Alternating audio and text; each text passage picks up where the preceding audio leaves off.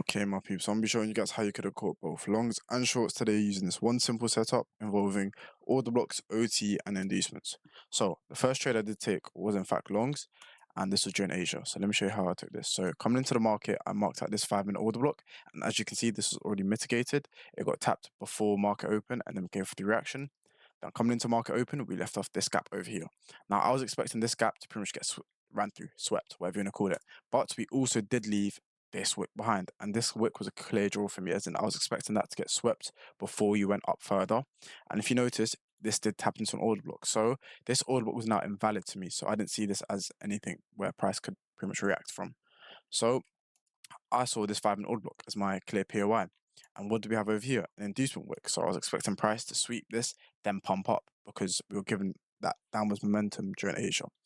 Then what I did was, for my entry, I marked out my OTE from the bottom to the top of the order block. And then if you see, oh shit, the 6-2 level was pretty much on the wick, so that wasn't my ideal level. Then we had the 706 level, and then what I waited for was a reaction on the 1 minute. So I waited for price to pretty much dump down into this.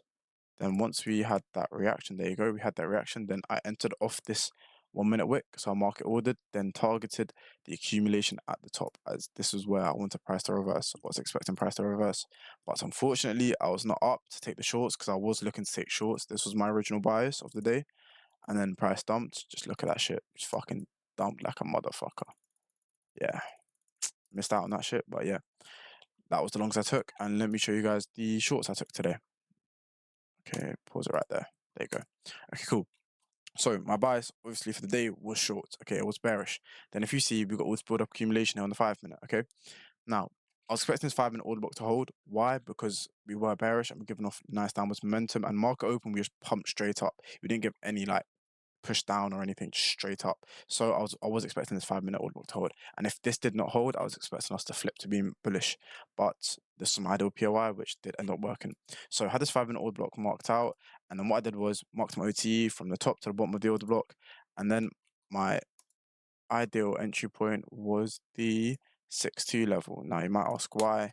There was other reasons behind this, and I'm not going to disclose that in this PA breakdown, but there was other reasons behind it, and that's why I used that. And then price tapped into that, and then just delivered straight down. And I target the bottom of that accumulation range, and then that did end up delivering.